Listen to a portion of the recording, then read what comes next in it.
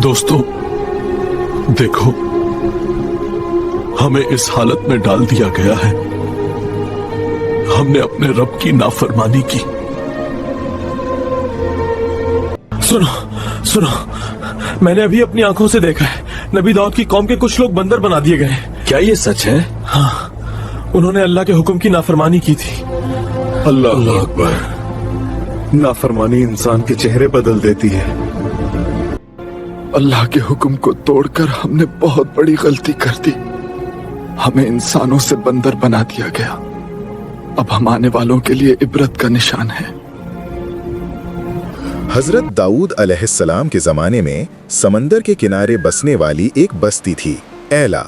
अल्लाह ने इन लोगों पर हफ्ते का दिन सिर्फ इबादत के लिए मखसूस किया था। इस दिन ना कारोबार ना शिकार, खास तौर पर मछली पकड़ना सख्ती से मना किया गया।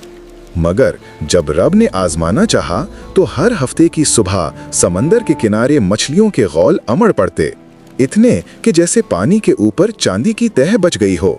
और जैसे ही इतवार आता समंदर वीरान हो जाता। ये मंजर बार बार देखकर कुछ लोगों के दिल बदलने लगे। वो कहने लगे, मछलियां बस हफ्ते के दिन ही आती हैं, लेकिन अल्लाह ने हफ्ते के दिन शिकार से मना किया है। लिहाजा हम हफ्ते को जाल लगाएंगे और अतवार की सुबह जाल निकाल लेंगे। ऐसा कहकर उन्होंने शैतान की फिसलाई हुई राह इख्तियार कर ली। हम शिकार नहीं करेंगे, हम चालाकी करेंगे। हफ्ते के दिन ये जमीन खोदेंगे, गड्ढे होंगे, ऐसे कि पानी उनमें उतर जाए। और इतवार की सुबह जब शिकार हमारे लिए हलाल होगा, हम बस आकर उन गड्ढों से ले लेंगे। उन्होंने साहिल के पास गड्ढे बना लिए।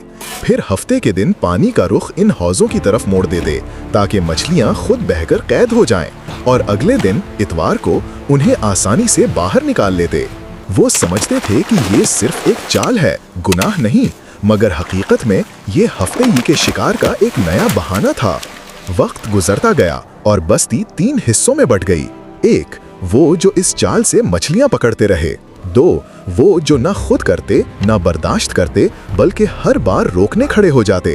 3, और वो जो खामोश तमाशाई बने रहे। एक दिन नेक लोगों ने कहा, बहुत हो गया, तुम लोगों ने अल्लाह की नाफरमानी की है, अब हमारा तुम लोगों से कोई ताल्लुक नहीं। उन्होंने अपने और उनके दरमियान एक मजबूत दीवार खड़ी कर दी। हर ग्रोह के लिए अलग रास्ता, अलग दरवाजा। हजरत दाऊद अलैहिस्सलाम ने इन खताकारों पर लानत भेजी तो एक दिन मना करने वालों ने देखा कि खताकारों में से कोई बाहर नहीं निकला, कुछ गलत है। तो उन्होंने सोचा कि शायद आज शराब के नशे में धुत हो गए होंगे। फिर एक सुबह नेक लोगों ने देखा कि दूसरी तरफ से किसी कदम की आवाज नहीं आ रही। शक हुआ, दीवार पर चढ़े और जो देखा उसने उनकी सांसें रोक दीं। वो लोग जिन्हें कल तक समझाया जा रहा था, आज बंदरों की शक्ल में नाकाम और परेशान फिर रहे थे। वो बंदर इंसानों को पहचानते थे, दौड़ कर आते, कपड़ों को सूंघते, आंखों से बात करने की कोशिश करते, लेकिन इंसान उन्हें पहचान नहीं पाते थे। नेक लोगों ने पुकारा, हमने तुम्हें रोका नहीं था? उन्होंने सर झुकाकर इशारे से हाँ की और पीछे हट गए। ये बदले हुए लोग 3 दिन तक जिंदा रहे। वो ना खा सके ना पी सके और भूख प्यास से सब मर गए।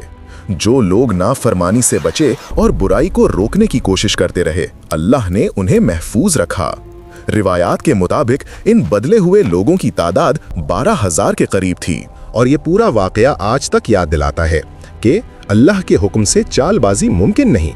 रास्ता बदल दो, अंजाम नहीं बदलता। यहाँ एक अहम बात काबिल गौर है, जैसा कि हजरत अब्दुल्ला बिन मसूद रज़ी अल्लाह अन्हु से मरवी हदीस में बयान हुआ है। एक शख्स ने अर्ज किया, या रसूल अल्लाह सल्लल्लाहु अलैहि वसल्लम, क्या मौजूदा बंदर और खंजीर उन्हीं मस्ख शुदा लोगों की नस्ल हैं?